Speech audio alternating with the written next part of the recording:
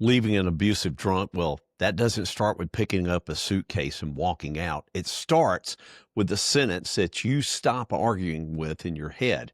And that is, this is who they are when I need them the most. Not who they are after they say that I'm sorry, not who they were when they went and bought you dinner, not who they are on one calm weekend. It's who they are when they drink that shows up, who they are when you're scared, who they are when life gets hard. And I'm sorry, that's just the real deal. And if this is your life right now, I want you to hear me. You're not weak. You're not dumb. You're not crazy. You've been living inside of a storm, yet calling it home. And today I'm going to give you three simple actions, very easy, that are going to help you wake up, get steady, and yes, finally get free. No fancy words, no long speeches, just real moves that actually work. We can all agree that an abusive drunk, living with one, is like living in a house where the smoke alarm goes off every night. At first you jump, then you panic, but after a while, well, your body just kind of gets used to it. You start thinking, well, maybe this is just how houses sound.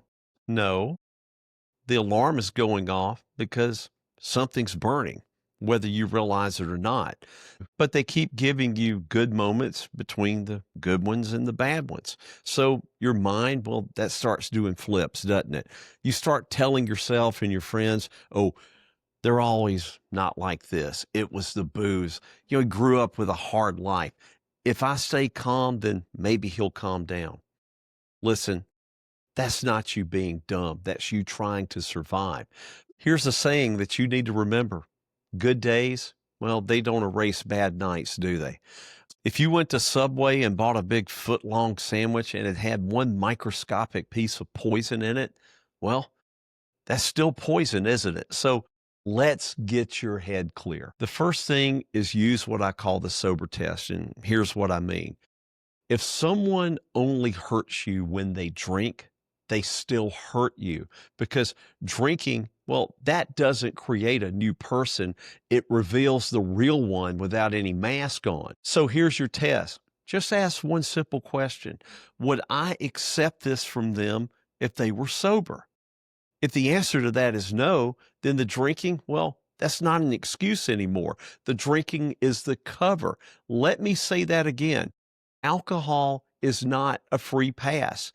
A dog doesn't get to bite you just because he's hungry. A drunk doesn't get to crush your heart just because they were drinking. So try this little scorecard in your head. If they were sober and said that, would that be okay? If they were sober and did that, well, would that be okay? If your daughter told you her man did that, what would you say? If you wouldn't want that from your kid, then don't accept it for yourself. Here's another way to lock that in. Drunk words or sober thoughts with no seatbelt. So when your mind starts saying things like, yeah, well, he's not that way when he's sober, then you answer, but that's who he becomes when life gets real. Run the sober test. It clears the fog really fast. The second thing is make a safety map. No, this isn't being dramatic. This is not planning to leave forever today. This is you stopping the bleeding. Think of a safety map as something like when you're at the mall. You go to the mall, you look at the directory and the sign says, you are here. And it shows you where all the exit doors are. That way you don't have to wait for a fire to start to find out where all the exits are. So here is your simple safety map. It's 3 parts. Safe people. Pick 2 or 3 people that you could call, people that don't judge you, people who will understand, even if you haven't talked to them in a while. Write their names down. And more importantly, it's people that don't have a relationship with them, because that gossip gets around fast and just makes it worse. Find safe places. Where can you go when things pop off? It could be a friend's house, sister's house, a hotel, even your car, as long as you have it parked somewhere safe. Make sure you write those down. And number 3, know where the necessities are to put in your go bag so that you can run. If you ever had to leave fast, what do you need? You need ID, keys, money, important papers, medicine, a phone charger. And don't kid yourself. This is not a someday or one day list. This is a today list. Because here's the analogy. You don't build a lifeboat while the ship is sinking. You build it first. And remember, safety is first. Your feelings are second. Because abusers, they love to make you feel guilty for protecting yourself. But safety, that's not mean. Safety is smart. A seatbelt doesn't hate you, it protects you. Make that safety map, even if you don't leave yet, because the power is in having a plan. Third thing I want you to do is to do tiny truth reps. What does that mean? Well, reps are like push-ups. One push-up, it won't change your body, but 10 a day over time, that makes you a different person. The truth, that works the same way. When you live with a drunk who abuses you, you get trained to lie to yourself. You say stuff like, it wasn't that bad. I'm too sensitive. Maybe I shouldn't have made him mad. Maybe I'm the problem. Those are all survival lies, not because you're dumb, but because you're tired. So every day, do a tiny truth rep. One sentence out loud. The examples could be, this is not normal. No, I don't deserve this. No, I am not the reason that they drink. Love is not fear. And peace, that is my right. Peace is my God-given right. Say it out loud, even if you don't feel it yet. You don't feel your way into a new life. You speak your way into a new one. Truth reps, they retrain your brain. They pull you out of the quicksand. And we know about quicksand.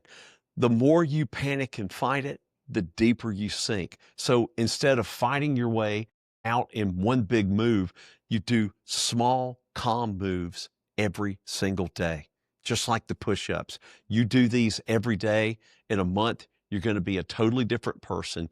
Tiny truth reps. So let's bring this home. Leaving, remember, doesn't start with a suitcase. It starts with seeing clarity. So here are your 3 moves this week. I want you to run a sober test. Would I accept this bullshit if they were sober? If no, it's not love, it's being harmful. 2, map out your safety just like the directory at the mall. Safe people, safe places, and yes, safe items. Because you don't want to wait for the house to burn down to figure out how you're going to get out. And 3, do tiny truth reps. Because one small truth out loud each day, that's how you change. The truth is how you climb out. And I want to leave you with something simple. You're not stuck. You're just tired. And tired people, they need plans, not pressure. So be gentle to yourself today. Be good, but be honest. Because you're not abandoning them. You're stopping your own abandonment. Stop letting yourself down. You deserve a life where your heart isn't always bracing for impact. You deserve peace that doesn't come with a hangover. Now, if you need help with this, go to my website, flinchnomore.com. I have a whole easy to follow program that has helped thousands of people get clarity and get their lives back. If you enjoyed this, please like, please subscribe, and we'll talk soon.